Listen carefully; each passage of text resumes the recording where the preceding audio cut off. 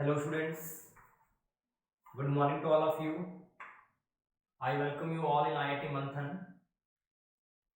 So let us start with our topic electricity. So कल के lecture में हमने करंट, वोल्टेज और रेजिस्टेंस निकालने के लिए कि किस तरह से हम परसेंटेज चेंज इन रेजिस्टेंस निकालते हैं, किस तरह से परसेंटेज चेंज इन करंट निकालते हैं, किस तरह से किसमें कितना चेंज होने पे किस वेरिएबल या पैरामीटर में कितना चेंज हो रहा है वो हमने कल निकाला है. ठीक है. तो today we are going to do some numericals. For example, a wire of resistance R is cut into 5 equal pieces and these pieces are connected in parallel and the equivalent resistance of the combination is R dash.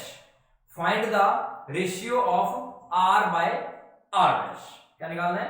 Ratio of R by R dash. तो क्या दे रखा है question में? Question में आपको एक resistance दिया हुआ है, प्रॉब्लम 1. So in problem 1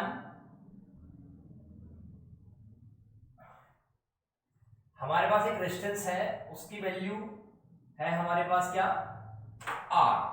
क्या वैल्यू है? R हमारे पास वैल्यू है और इस R को हमने 5 इक्वल भागों में बांट दिया. इस R को हमने 5 इक्वल भागों में बांट दिया. It means after cutting this wire into 5 equal pieces, इस वायर को 5 बराबर भागों में बांटने के बाद हर एक का रेशियो कितना मिलेगा? each part is equal to how much? R by 5. तो क्योंकि रेजिस्टेंस का वैल्यू R है तो R को 5 भागों में डिवाइड करने के पर हमें क्या मिलेगा? R by 5 के 5 रेजिस्टेंस मिलेंगे. So we will given the value resistance R. So after cutting this wire into 5 equal pieces, each part will be of R by 5. कितने का होगा? R by 5. और पार्ट्स कितने हमारे पास? 5 पार्ट्स हैं. 5 पार्ट्स वी आर हैविंग. तो हमारे पास 5 पार्ट हैं. मीन्स इस रेजिस्टेंस के 5 भाग करने के बाद हमारे पास 5 रेजिस्टेंस हैं जिसमें हर एक रेजिस्टेंस की वैल्यू क्या है? R by 5 है. तो each part is having R by 5. Okay. So 5 parts we are having, each part is equal to R by 5. We have to find. तो इन R by 5 को, ये जो 5 पार्ट हैं इनको हमने पैरेलल में कनेक्ट कर दिया.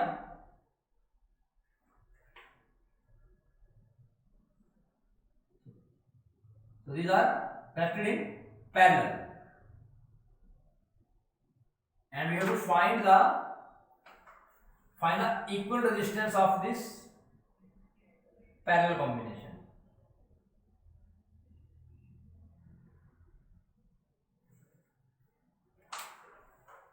This is R by 5. This is R by 5. R by 5. R by 5. R by 5. ठीक है. तो जब इन सबको पैरेलल में अटैच किया इट मींस कॉमन एंड इनके कनेक्ट हो जाएंगे. सो मींस हमें इसमें क्या निकालना है? इक्विवेलेंट निकालना है. तो हमारे पास एक रेजिस्टेंस R था. R रेजिस्टेंस को हमने 5 इक्वल पार्ट में डिवाइड कर लिया. सो R रेजिस्टेंस को 5 इक्वल पार्ट्स में डिवाइड करने के बाद हमारे पास हर एक की वैल्यू कितनी आई? R by 5 I. So R by 5, R by 5, R by 5, R by 5, R by 5. So now we are having 5 resistances, each of value R by 5. तो हर एक वैल्यू कितनी है? R by 5 है. तो 5 रेजिस्टेंस हर एक की वैल्यू R by 5 है. इसका मतलब ये हुआ कि हमारे पास एक रेजिस्टेंस कितने का हो गया? R by 5 का. और हमने R by 5 के 5 रेजिस्टेंस को पैरेलल में लगा दिया. और क्वेश्चन में कह रहे हैं कि इन R/5 के रेजिस्टेंस को पैरेलल में लगाने के बाद जो इक्विवेलेंट रेजिस्टेंस आता है means R equivalent will be represented by R dash. तो हमें R डैश की वैल्यू निकालनी है पहले तो हमें पता है कि जब हमारे पास n number of resistance same हो, अगर मान लो मेरे पास हर एक वैल्यू R है और n नंबर ऑफ रेजिस्टेंस भी पैरेलल में है, तो हमारा इक्वल रेजिस्टेंस होता है क्या, R बाय n। तो जनरल फॉर्मूला क्या होता है, Rp का क्या होता है, R बाय n। ये कब होता है, if all the resistances are having same value, R। तो जब सभी की वैल्यू R हो और उनको पैरेलल में जोड़ दिया गया, तो सभी की वैल्यू R हो और अगर ऐसे रेजिस्टेंसेस को हमने पैरेलल में कनेक्ट किया तो जो इक्विवेलेंट वैल्यू आएगी रेजिस्टेंस की वो क्या आएगी, वो R बाय n है। ये जनरल फॉर्मूला है where R is the value of the resistance and n is the number of the resistances to be connected। तो नंबर मींस अगर हो यहां पर हर एक की वैल्यू कितनी है, R बाय 5, मींस यहां पर R इसका क्या है, R बाय 5। ठीक, नंबर 1। नंबर 2, कितने ऐसे रेजिस्टेंस हैं, 1 2 3 4 5, मींस n इसका क्या होगा, 5 होगा। It means we can write R dash is equal to R by 5, तो R इसका आ गया और n इसका क्या आ गया, 5 आ गया। इट मींस R डैश कितना आ गया, R dash is equal to R by how much, 25, R by 25। और हमें निकालना है find the ratio of R by R dash. जब R dash by R, R dash by R 1/25 है, तो R by R dash is equal to how much, 25 ratio 1 आ जाएगा। क्या आ गया, the ratio of R by R dash is 25 ratio 1। ठीक है, तो this is the first problem. Come on to next problem.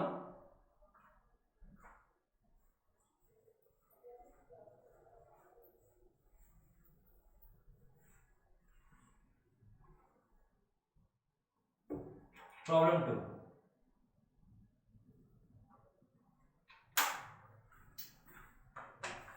Problem 2 में हमें दिया गया है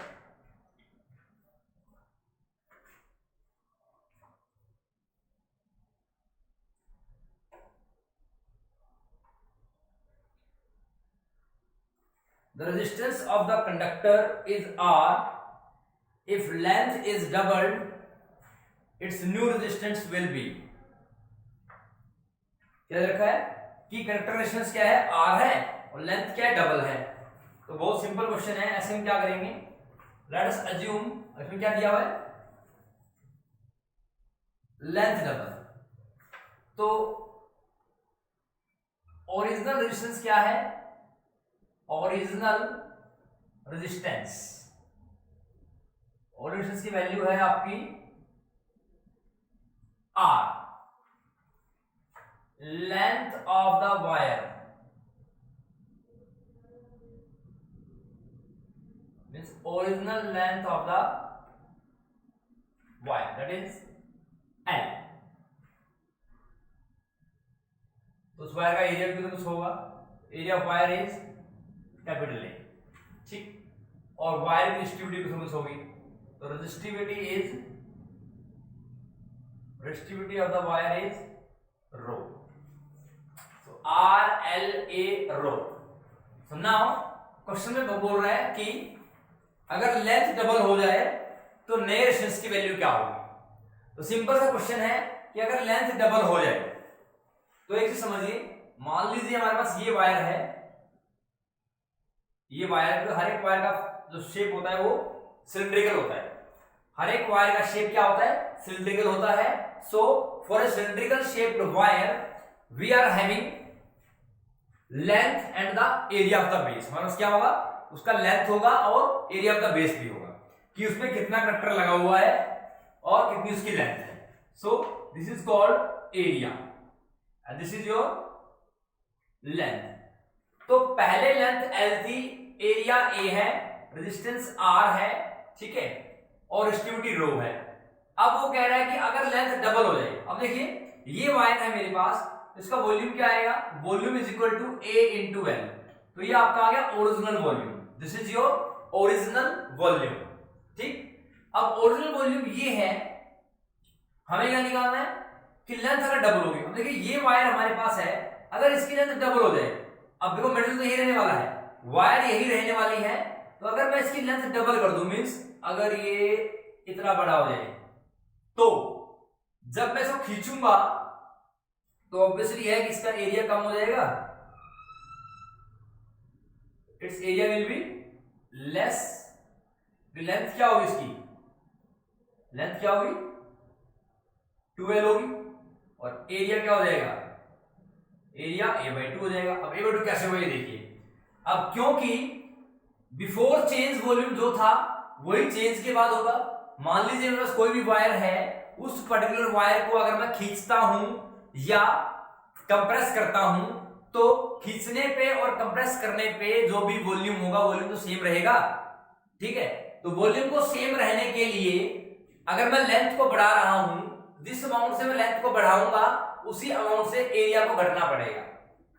सो वी न्यू क्या होगा, A new into L new. So because volume is same, so original volume A into L will be equal to new volume. L new is 2L और A new निकालना है, so A into L, A new will be equal to कितना हो जाएगा, A multiplied by L by 2L, कितना आ गया A/2। So A new is equal to A/2।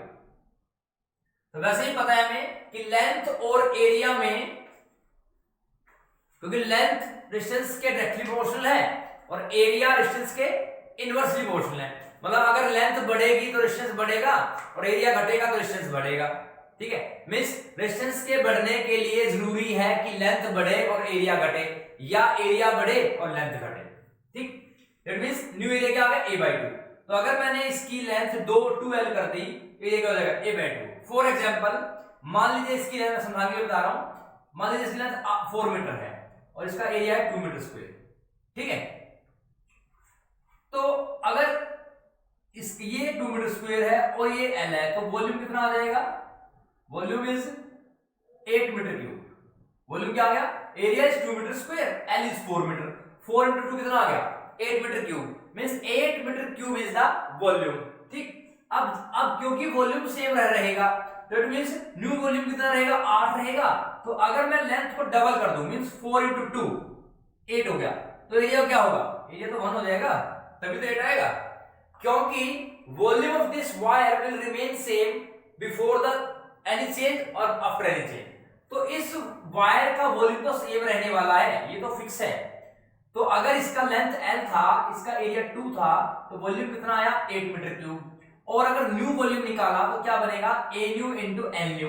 It means A new कितना है, अब A न्यू निकालना पड़ेगा, तो मींस अगर लेंथ डबल कर दे, मींस 4 का अगर 8 हो गया तो वॉल्यूम तो 8 रहने वाला है। तो 8 वॉल्यूम होने के लिए एरिया क्या होना पड़ेगा 1 होना पड़ेगा। इसका मतलब क्या हुआ कि जब मैंने इसको डबल कर दिया, 4 का डबल कितना हो गया 8 हो गया, और 2 का आधा कितना हो गया 1 हो गया। इट मींस जिस अमाउंट से मैं लेंथ को बढ़ा रहा हूं या घटा रहा हूं, उसी अमाउंट से एरिया में अगर लेंथ बढ़ाई तो एरिया घटेगा और लेंथ घटाई तो एरिया बढ़ेगा। तो मैंने यहां पर क्या किया, क्वेश्चन में क्या दिया हुआ है, लेंथ डबल है, तो अगर लेंथ डबल है it means area will become half, area क्या हो जाएगा हाफ हो जाएगा। So A into L is equal to A new into L new. So original area volume क्या था A into L, new volume क्या रहेगा A new into L new. So because original volume will be equal to the new volume, क्योंकि किसी भी given material का या given wire का वॉल्यूम तो सेम रहेगा। कि मान लीजिए ये वायर दे दी मुझे, इस वायर को मैंने लंबा किया तो क्या होगा, इसकी लेंथ बढ़ जाएगी और एरिया कम हो जाएगा to maintain the volume same. तो A new into L new is equal to A into L, means original volume will be equal to new volume. So A into L new is 2L, A new निकालना है, A new कितना आ गया L A/2 आ गया। It means new area will become half because length is become twice. So new length कितनी है? New length 12. So new area कितना आ गया? A by 2. And distributivity is a constant, so it will be remain same because for a given material the distributivity will be remain same. क्योंकि अगर ये wire जिस चीज की बनी हुई है, चाहे मैं इसके लेंथ को बढ़ाऊं या घटाऊं या एरिया को घटाऊं या बढ़ाऊं, तो आपका डिस्ट्रीब्यूटिविटी क्या रहेगी इसकी? सेम. क्योंकि डिस्ट्रीब्यूटिविटी क्या है इसकी? इंटरनल प्रॉपर्टी है, इस मटेरियल की प्रॉपर्टी है. ठीक है, तो उस प्रॉपर्टी पे किसी भी चेंज इन लेंथ और एरिया में कोई फर्क नहीं पड़ता. तो it is independent, this value is independent of dimension of the material. So अब यहां पर r क्या आएगा? r will be equal to rho l by a. पहली क्वेश्चन बन गई है. This is your first question.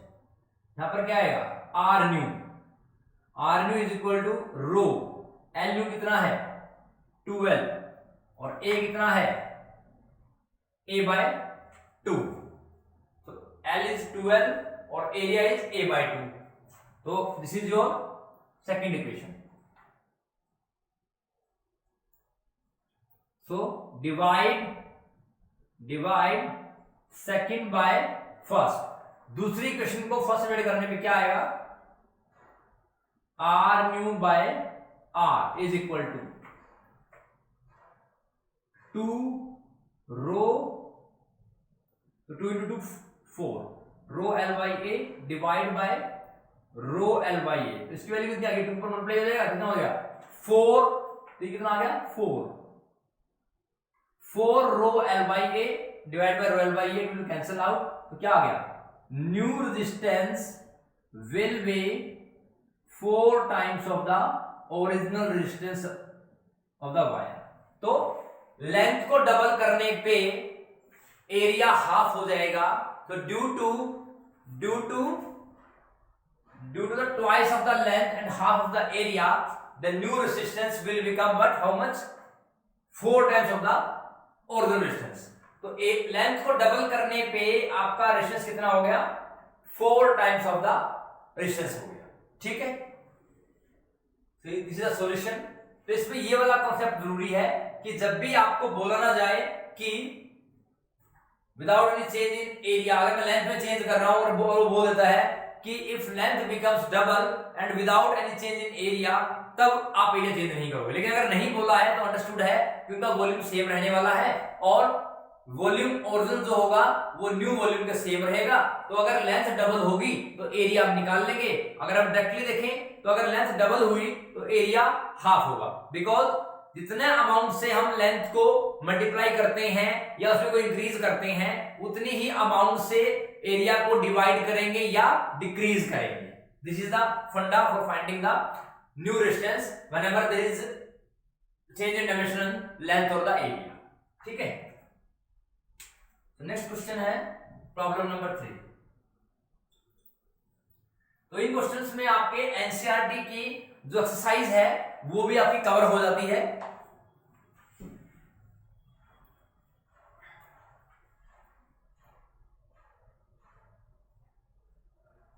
Problem 3 may be statement थोड़ी बहुत अलग हो लेकिन पैटर्न वही है.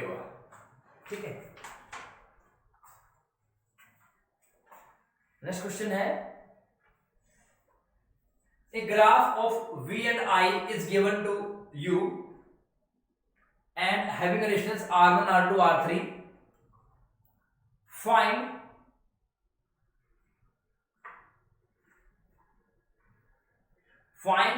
which of the following has greater value of resistance.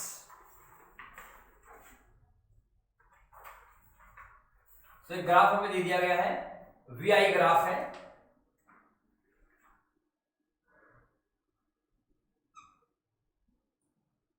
This is I and this is V.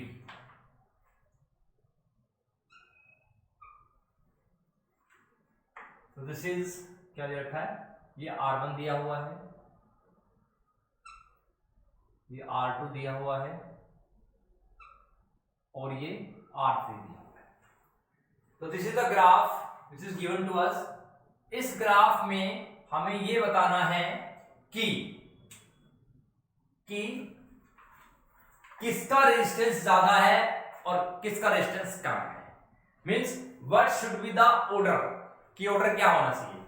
अगर मैं इंक्रीजिंग ऑर्डर की बात करूं, पहले वो देख लेते हैं। तो हमें पता है कि slope of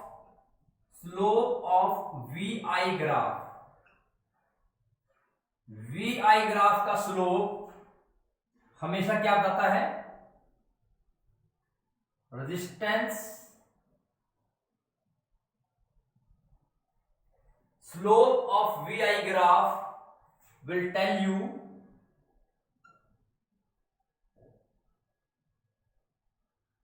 tell us resistance of the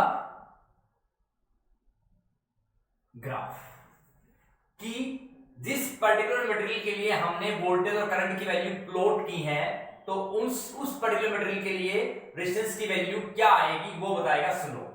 अब ये कैसे आएगी। तो हमें पता है कि R क्या होता है, R होता है V बाय I। क्या होता है, V बाय I। अब R V बाय I है, तो हम यहां से क्या करते हैं, एक सिंपल डायग्राम बनाते हैं।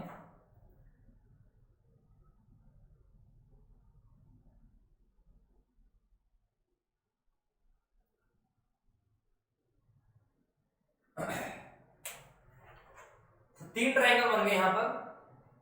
तो ट्रायंगल इसको लेते हैं O, A B C D E F। For triangle AOB, let us assume the angle is theta. Tangent of theta. So as all of you are in 10th class, so you very well know that what is tan theta. Tangent क्या होता है, perpendicular by base। क्या perpendicular है, AB by OB, and AB is what, delta V by delta I। It means यहां जो value होगी और यहां जो वैल्यू होगी उनका डिफरेंस, तो ये कितना आ गया, इसको हम बोलेंगे डेल्टा V, और ये क्या होगा, डेल्टा I। ठीक है, AOB के लिए हो गया।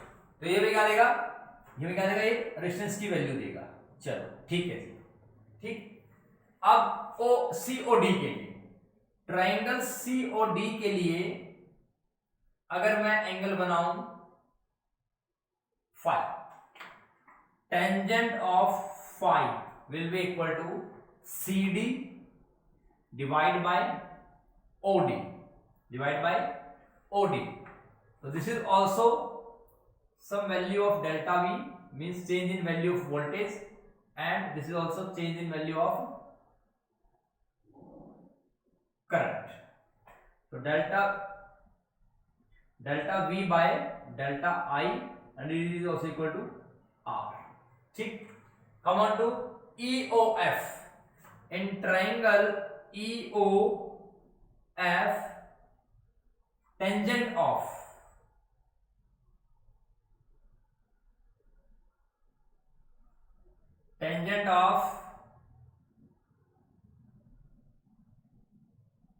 x कर लेते हैं। तो tangent x will be equal to how much, EF divided by OF। EF is also some delta V, and this is how much, delta I। so delta V by delta I, and is also R। now क्योंकि ये value आई थी R1 और ये आई थी R2 और ये आई थी R3, ठीक है, यहां तक कोई डाउट बताइए। तो हमने क्या किया, 3 ट्रायंगल बनाइए, AOB COD EOF।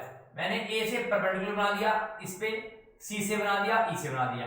So in this triangle AOB, tangent of theta will be equal to perpendicular by base. So AB by OB. तो AB क्या है? यहाँ y एक्सिस पे क्या दिया हुआ है? y एक्सिस पे हमें वोल्टेज पैरामीटर दिया हुआ है वेरिएबल. तो voltage change in voltage means जितना चेंज आया ये वैल्यू माइनस ये value will give you delta V. Similarly OB क्या है? ये वैल्यू ऑफ करंट माइनस ये will give you delta I. तो delta V by delta I is R1. ठीक है, ठीक है. Now come to COD. COD में टेंजेंट फाई क्या बनेगा? क्योंकि एंगल फाई लिया है मैंने. सो CD by OD. CD by OD. This is CD is perpendicular. OD is the base. CD is the value which is also change in this value minus this value. And OD is this value minus this value. So OD is current, CD is voltage. What is the current is given you? Resistance. Okay. Come on to last triangle OEF. Tangent X. मैंने X angle मान लिया. Tangent X will be equal to perpendicular by base, that is EF by OF. And EF कितना है? Delta V है. OF कितना है? Delta I है. तो EF by OF will give you value of resistance. अब चेक करते हैं कि किसकी वैल्यू ज्यादा है. तो देखिए ये डेल्टा V है, ये डेल्टा V है, ये डेल्टा V है. तो AOB में डेल्टा V की वैल्यू सबसे बड़ी है. AOB में डेल्टा V की वैल्यू सबसे बड़ी है. So delta V obtained in triangle AOB is the greatest value out of all three. Means ये वैल्यू सबसे बड़ी है, फिर ये बड़ी है, फिर ये. मीन्स ये सबसे बड़ी, उसे छोटी, उसे छोटी. तो जब ये वैल्यू बड़ी है और ये वैल्यू क्या है? छोटी है. तो something greater value divide by smaller value will give some larger value. Means अगर मैं इस वैल्यू को इससे डिवाइड करूंगा तो कोई वैल्यू आएगी. वो वैल्यू क्या होगी? जब मैं ये वैल्यू इससे कम है. अब देखिए फॉर एग्जांपल डेल्टा V की वैल्यू 8 है मान लिया मैंने. ठीक है, 8 है. और OB की वैल्यू कितनी आई मान लो 4 मान लिया. ठीक है, कितनी वैल्यू आई? 8 ओम आ गया. मींस इस केस में R1 कितना आ गया? 2 ओम आ गया. ठीक. अब डेल्टा V इससे कम है तो अब मान लिया डेल्टा V 4 हो गया, 4 वोल्ट. ठीक है, अब करंट बढ़ गया. मींस करंट आपका मान लो 8 हो गया. तो वैल्यू कितनी आएगी? 0.5 ओम आएगी. ठीक. अब और वैल्यू घट गई है तो मान लीजिए ये वैल्यू कितनी होगी? 2 होगी. और ये वैल्यू कितनी होगी? 10 होगी. क्या आ जाएगा? 0.2 ओम आ गई. तो यहां से क्या पता लग सकता है कि R1 की value due to greater value of delta V and smaller value delta I, it will be always greater. Similarly, due to lesser value of delta V and greater value of delta I, the value is smaller. तो delta V की value बड़ी होने के कारण यहां पर और delta I छोटे होने का रेशियो क्या होगा? बड़ा होगा. क्योंकि R is equal to V by I है. तो अगर मैं V को छोड़ दूं तो अगर I कम होगा तो R ज्यादा होगा, अगर I कम होगा तो R की वैल्यू ज्यादा होगी, या वोल्टेज ज्यादा होगा तो R की वैल्यू ऐसे ज्यादा होगी. तो इट मींस इस पर्टिकुलर ट्रायंगल में change in voltage is the greatest value and change in current is the smaller value. तो करंट कम होगा तो भी रेजिस्टेंस ज्यादा होगा और वोल्टेज ज्यादा होगा तो भी रेजिस्टेंस ज्यादा होगा. Similarly in this triangle COD delta V की वैल्यू इस डेल्टा V से कम है और डेल्टा I की वैल्यू इस डेल्टा I से ज्यादा है. ठीक है, तो क्या होगा? देखिए इन ट्रायंगल AOB जो AB है वो ग्रेटर देन है किससे? CD से, जो कि COD में है. तो ट्रायंगल AOB में जो AB है वो COD में जो CDF से बड़ा है और ये जो CD है वो EOF ट्रायंगल में जो EF है उससे बड़ा है. मींस AB क्या है? Delta V delta V delta V. ठीक. तो AB की वैल्यू सबसे बड़ी है. Similarly in triangle AOB OB is less than OD is less than OF. तो OB क्या है? Delta I and it is delta I. It means triangle AOB में करंट की वैल्यू सबसे कम है और वोल्टेज की वैल्यू सबसे ज्यादा है। तो वोल्टेज की वैल्यू सबसे ज्यादा है और करंट की कम है, तो मैंने मान लिया 8 वोल्ट सबसे ज्यादा वैल्यू है और 4 ओम क्या है, करंट है। कितना वैल्यू आ गया, 2 ओम। मैं सुधारने के लिए बता रहा हूं, ऐसा नहीं है, लेकिन यहां पर कोई मैं सिर्फ वैल्यू ले रहा हूं। तो जैसे ही मैं सीओडी में गया, सीओडी में वोल्टेज की वैल्यू इससे कम है, तो मैंने मान लिया 8 से 4 हो गई, ठीक। और करंट की वैल्यू इससे ज्यादा है, तो 4 से 8 होगी, तो क्या हो गया, 0.5 आ गया। जैसे ही मैं ट्रायंगल ईओएफ में गया, तो ईओएफ में वोल्टेज की वैल्यू सबसे कम है, तो 4 का 2 हो गया और कम हो गया, और करंट की सबसे ज्यादा है, 8 का 10 हो गया, कितना हो गया, 0.2। और you can say R1 is having greater value than R2 and R2 is having greater value than R3. So sequence will be how much? R1 greater than R2 greater than R3. So this is the suitable sequence for this question we can write. So R1 greater than R2 greater than R3. ठीक है, clear. Next problem में चलते हैं। Next problem, तो देखिए ऐसे question बहुत important होते हैं, तो इन क्वेश्चंस को एग्जामिनर किस तरह से भी दे सकता है, वो किसी भी क्वांटिटी को रिलेट करके ऐसा क्वेश्चन पूछ सकता है। ऐसा नहीं डायरेक्टली पूछ सकता, वो डायरेक्टली भी पूछ सकता है और रिलेट करके भी पूछ सकता है, ठीक है। नेक्स्ट क्वेश्चन देखते हैं।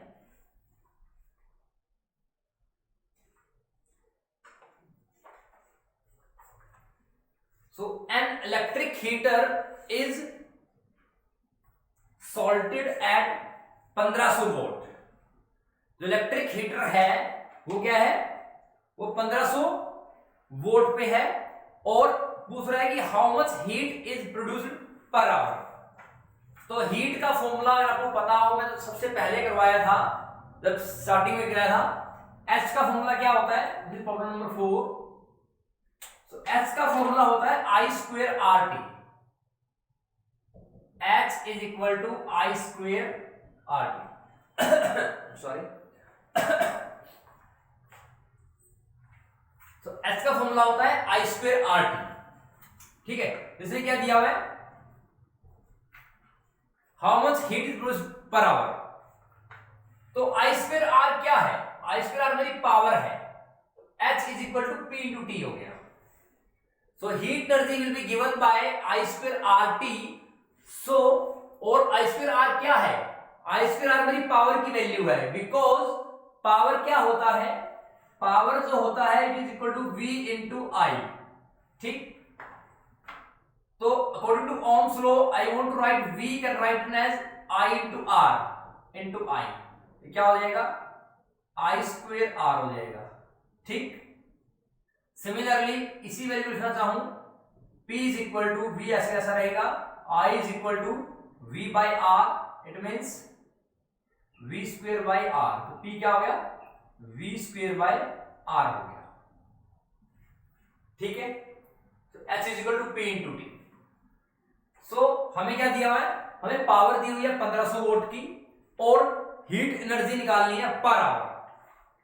तो टाइम कितना है,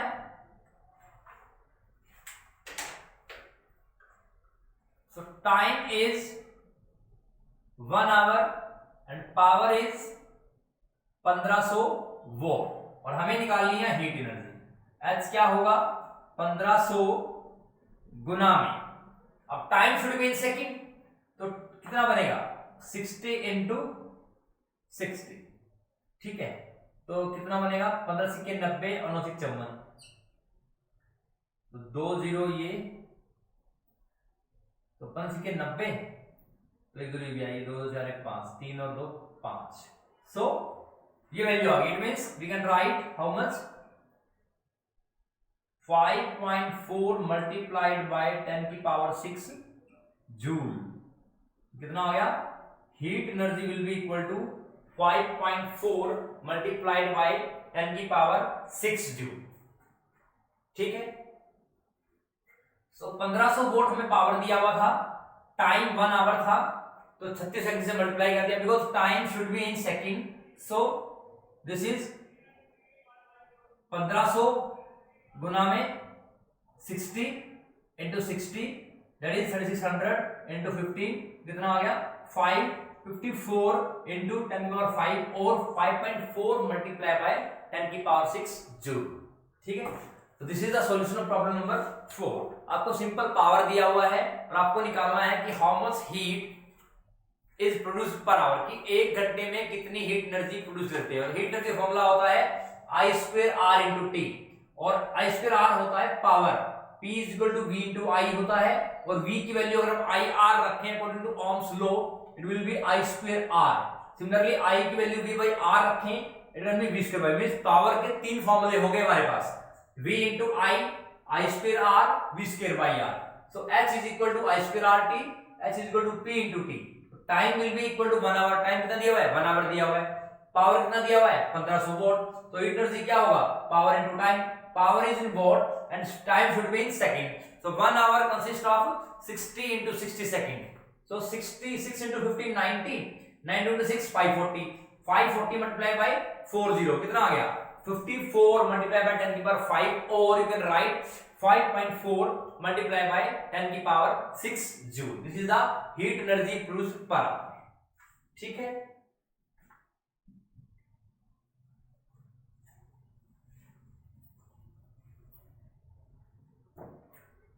come on to problem number 5।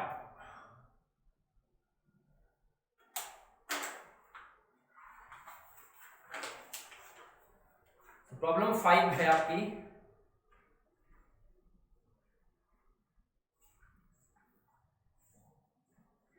a wire of resistance R is bent in the form of a closed circle, so what is the resistance across the diameter of the circle। क्या कह रहा है कि एक wire है जिसका resistance क्या है एक क्लोज सर्कल की फॉर्म में है और R वैल्यू है उसकी, और कह रहे हैं कि what is the resistance across the diameter of the circle. So एक वायर दी हुई है,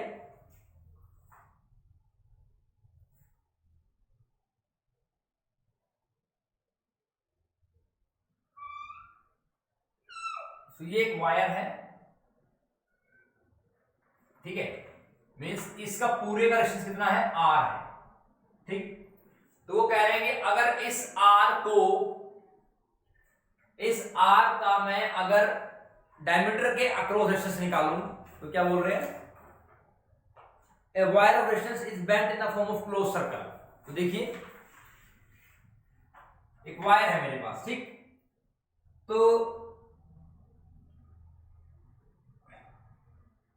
ये सर्कल का मैंने डायमीटर का 2 एंड बना लिए, तो एक का रेजिस्टेंस तो यहां पे हो गया और एक का क्या हो गया, तो हमें कहां निकालना है, हमें यहां निकालना है इस ए बी पर। तो हमारे पास सर्कल का रेजिस्टेंस कितना दे रखा था, सर्कुलर फॉर्म में जो वायर है, सॉरी हमारे पास वायर का है, वायर रेजिस्टेंस कितना दे रखा है, we are having the resistance of the wire it is R। ठीक, R को हमने क्लोज सर्कल में बेंड कर लिया, मतलब ये एक वायर है, इसको मैं क्या कर लिया तोड़ के सर्कल बना लिया, मोड़ के ऐसे मोड़ के सर्कल बना लिया। तो हमें इस सर्कल के डायमीटर के अक्रॉस कितना रेजिस्टेंस होगा वो निकालना है। सो दिस इज द डायमीटर, ठीक है। तो सर्कल, अब इस वायर को मैंने, ये वायर थी मेरे पास मान लो, ठीक है, तो यहां से स्टार्ट किया मैंने, ये ए हो गया, ये बी हो गया, तो ए से इसको यहां से तोड़ दिया मैंने, इसका ये एंड ये और सी है, तो ये यहां मिला दिया, ठीक, और सी से ये मिला दिया, तो इसको ऐसे मिला दिया मैंने, एक एंड ये हो गया, दूसरा एंड ये हो गया, ठीक। तो अगर मैं, इट मींस क्या हुआ, किसी भी सर्कल में अगर मैं किसी वायर के रेजिस्टेंस R रेजिस्टेंस है वायर का, तो वायर का रेजिस्टेंस R है, तो अगर R रेजिस्टेंस है और उस वायर को मैं मोड़ के इस सर्कल फॉर्म में बना रहा हूं अलोंग द डायमीटर, तो डायमीटर के दोनों एंड्स पे अगर करूंगा तो रेजिस्टेंस क्या हो जाएगा R/2 और R/2, क्योंकि किसी भी सर्कल के किसी भी दो एंड्स में अगर डायमीटर लगाऊं तो कहीं भी लगा लो सर्कल में, चाहे आप यहां और यहां लगा लो, यहां और यहां लगा लो, यहां और यहां लगा लो, ठीक है। तो किसी भी गिवन वायर को जब आप डायमीटर के दोनों एंड से कनेक्ट करोगे मोड़ के, इट मींस वो रेजिस्टेंस क्या होगा, दो इक्वल पार्ट्स में डिवाइड होगा, क्योंकि एक डायमीटर जो है किसी भी सर्कल का डायमीटर उस सर्कल को 2 इक्वल सेमी सर्कल में डिवाइड करता है, क्योंकि किसी भी सर्कल का डायमीटर जो है वो सर्कल को 2 इक्वल सेमी सर्कल में डिवाइड करेगा। तो इट मींस एक सेमी सर्कल ये हो गया और एक ये हो गया। तो जब हम उस वायर को 2 इक्वल पार्ट में तोड़ेंगे तो रेजिस्टेंस कितना आ जाएगा, R/2 और ये R/2 और R/2।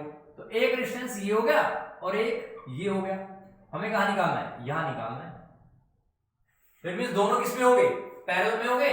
अब देखिए, because the common ends are connected, या आप ऐसे लगा लो कि अगर करंट आई ए से एंटर किया तो इसमें I1 जाएगा और इसमें I2 जाएगा। तो क्योंकि इस पूरी वायर में I1 है, पूरी वायर में I2 है, and we know that current gets divided when the resistance are in parallel. जब रेजिस्टेंस पैरेलल में होते हैं तभी करंट डिवाइड होता है। तो मींस ये दोनों किसमें है, पैरेलल में है। तो हमें क्या निकालना है, मींस क्वेश्चन में डायरेक्टली ना दे करके इनडायरेक्टली पूछ रहा है कि we have to find the resistance across these two ends of diameter AB। Means क्या निकालना है हमें, AB के अक्रॉस रेजिस्टेंस निकालना है। सो RAB निकालना है हमें, RAB। तो RAB क्या होगा, RAB is given by R/2 into R/2 divide by R/2 plus R/2। Because parallel combination में अगर हमें दो रेजिस्टेंस दिए गए हैं तो हमारे पास एक शॉर्ट ट्रिक फॉर्मूला है कि R1 into R2 divide by R1 plus R2। लेकिन ये फॉर्मूला सिर्फ दो के लिए ही एप्लीकेबल है। जब आपको दो रेजिस्टेंस पैरेलल में दे दिए गए हो, ये फॉर्मूला आप तभी लगा सकते हो, अदरवाइज ये फॉर्मूला एप्लीकेबल नहीं है। दो से ज्यादा रेजिस्टेंस में ये फॉर्मूला एप्लीकेबल नहीं है।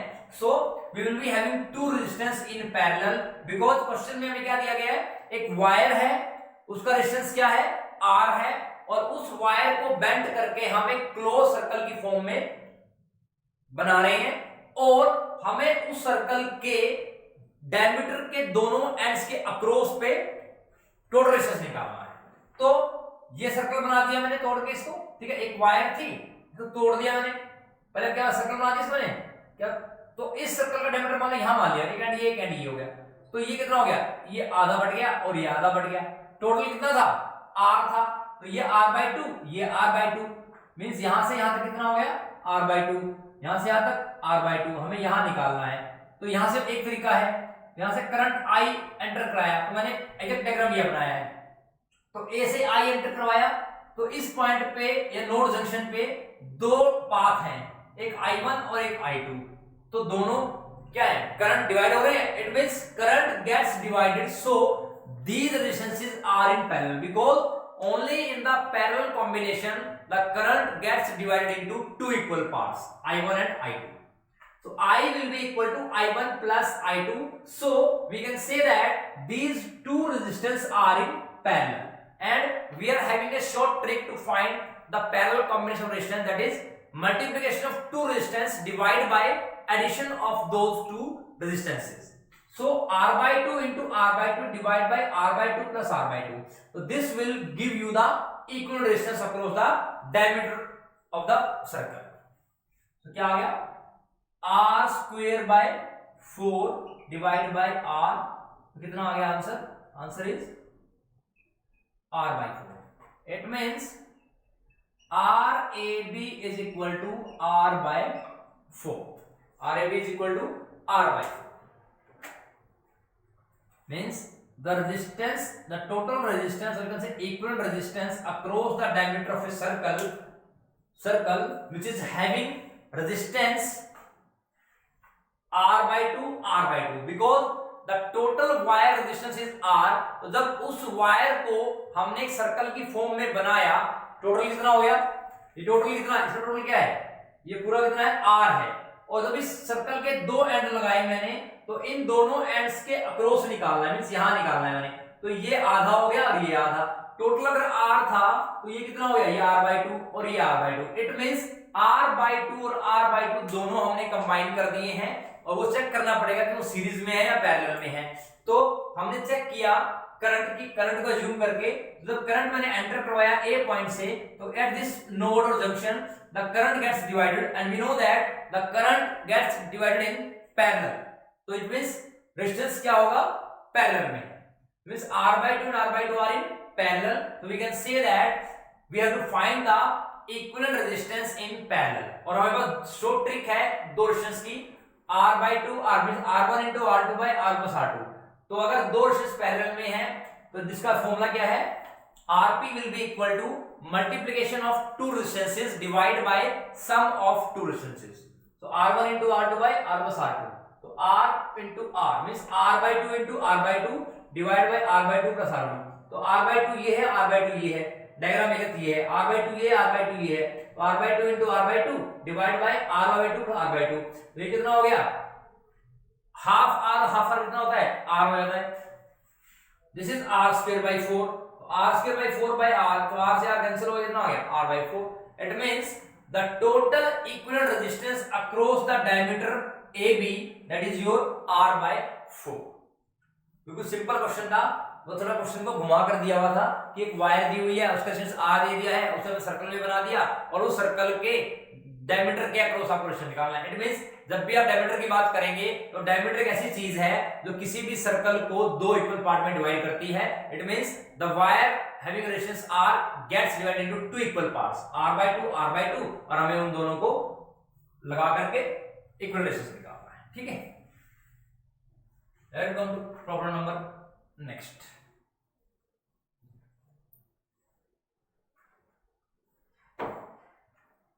प्रॉब्लम 6,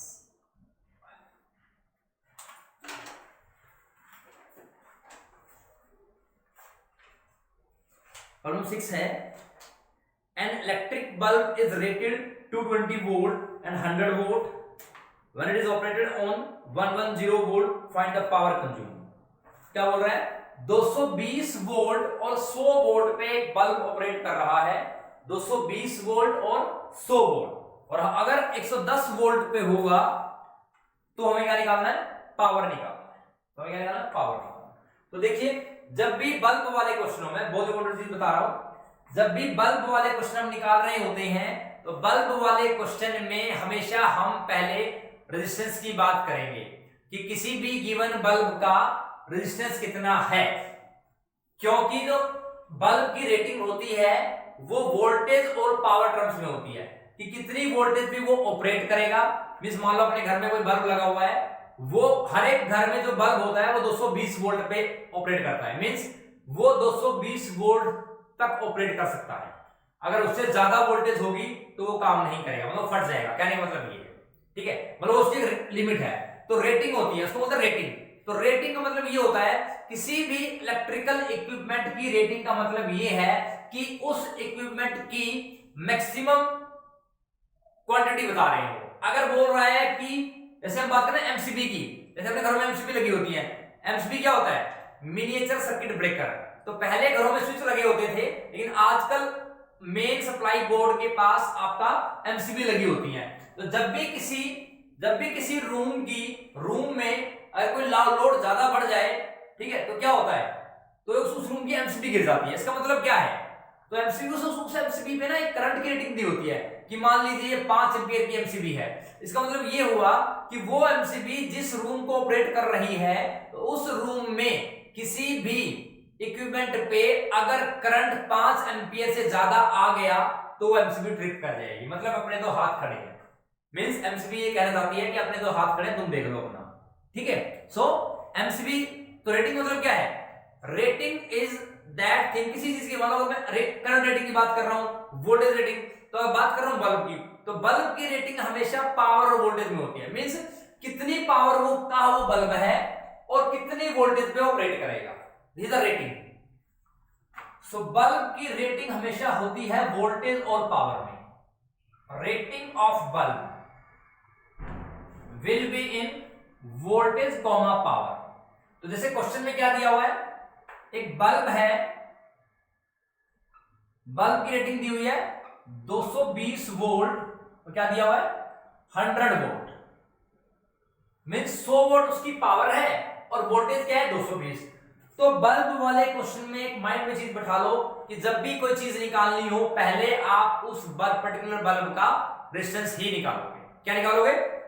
रेजिस्टेंस ही निकालोगे। This is the main funda to solve the bulb questions.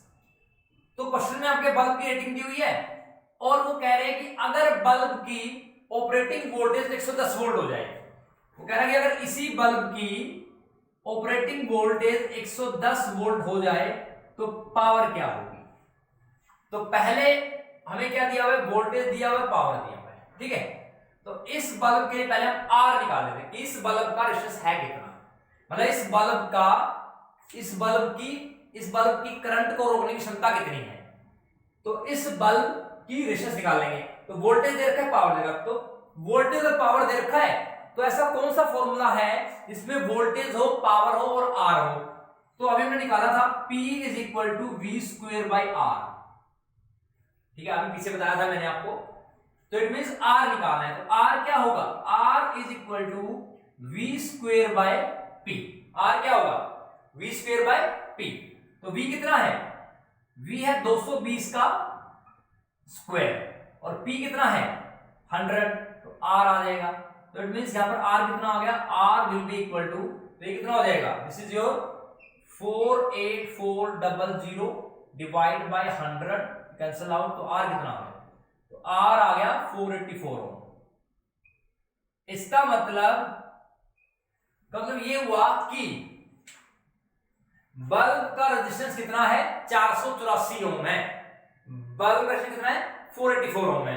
अब देखो ये चीज ऐसी है, ये पैरामीटर है, किसी भी चीज का पैरामीटर कभी भी चेंज नहीं होता है।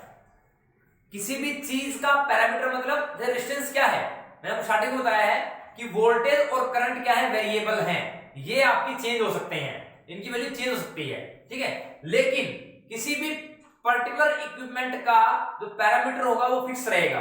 तो ये रेजिस्टेंस है, तो मैंने इस बल्ब का क्या निकाल लिया?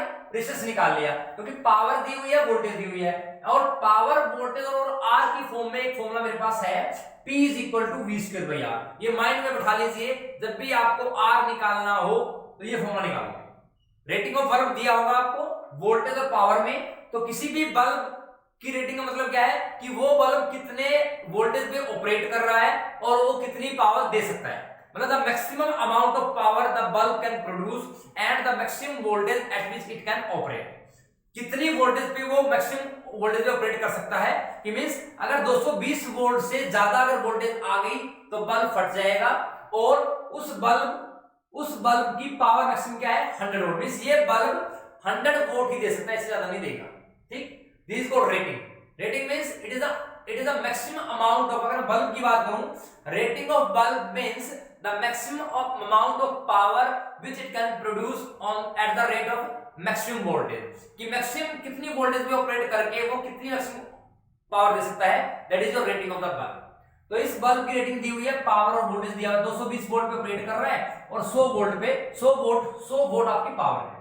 तो इसका रेजिस्टेंस निकाल लूंगा, क्योंकि किसी भी चीज का पैरामीटर फिक्स रहेगा। अगर इसका एक बार रेजिस्टेंस निकाल लिया वो फिक्स रहेगा। आर क्या आएगा? P equal to V square by R, means R equal to V square upon P। V क्या है? 220 का square by 100, it is 48400 by 100, it is means R कितना आ गया? 484 ओम आ गया। इट मींस अब वो कह रहा है कि इस बल्ब का ऑपरेटिंग वोल्टेज अगर 110 वोल्ट हो जाए तो पावर क्या होगी। अब देखिए इस बल्ब का रेजिस्टेंस तो सेम रहने वाला है, इस बल्ब का रेजिस्टेंस तो यही रहेगा, तो फॉर्मूला क्या है? P is equal to V square by R. तो अब V कितना है? 110 का स्क्वायर, 110 का स्क्वायर, और R कितना है? 484 ओम। क्योंकि यही बल्ब था, इसका मैंने पहले रेजिस्टेंस निकाल दिया, अब इस बल्ब का रेजिस्टेंस तो वही रहेगा, तो वो कह रहे हैं अगर इस बल्ब को मैं 110 वोल्ट पे ऑपरेट कराऊं तो कितनी पावर देगा। तो 110 गुना में 110, दिस इज रिटन एज 22 गुना में 22, तो 22 पंजे 110, 22 पंजे 110, तो कितना आ गया? 25 वोल्ट आ गया। पावर इज 25 वोल्ट, ठीक है। पावर कितना आ गया? 25 वोल्ट। क्लियर? तो जब 220 वोल्ट थी तो पावर 100 वोल्ट थी, जब वोल्ट आधा हो गया तो पावर 1/4 हो गई। जब वोल्ट आधा हो गया, आप देखिए, जब वोल्ट आधा हो गया तो पावर क्या होगी, 1/4 होगी। देखिए, जब वोल्टेज 220 था तो रेजिस्टेंस कितना आया, ये आया, और पावर कितनी 100 वोल्ट थी। जब वोल्टेज मेरी आधी हो गई तो पावर क्या आई मेरी, इस ओरिजिनल पावर का 1/4 था। कितनी आई, 1/4 ऑफ द ओरिजिनल पावर। तो बल्ब वाले क्वेश्चन में हम क्या करेंगे, पहले रेजिस्टेंस निकालेंगे, उसके बाद, क्योंकि resistance is the only parameter, because अगर आपको उस चीज का रेजिस्टेंस दे दिया है वो कभी चेंज नहीं होने वाला। जैसे मैंने बता दिया कि बल्ब का रेजिस्टेंस इतना है, तो ये 484 ओम बल्ब का रेजिस्टेंस फिक्स रहने वाला है। तो वो डिपेंड करेगा कि देखो R तो फिक्स रहेगा, अब R फिक्स रहेगा, it means R is the only parameter. इस बल्ब का पैरामीटर क्या है, R है। तो जो वेरिएबल्स है वो वोल्टेज करंट होता है। Voltage and current are the variables which is dealed in electricity.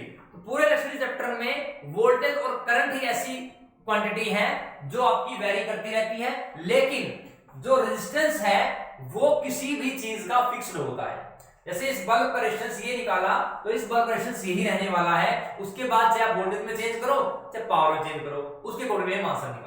तो इसलिए मैंने क्या किया कि बल्ब वाले क्वेश्चन में आप हमेशा क्या निकालोगे, वो चीज निकालोगे जो चेंज नहीं होती है। तो क्या चीज चेंज नहीं होती, resistance. Resistance is the only parameter which will remain same for a given bulb.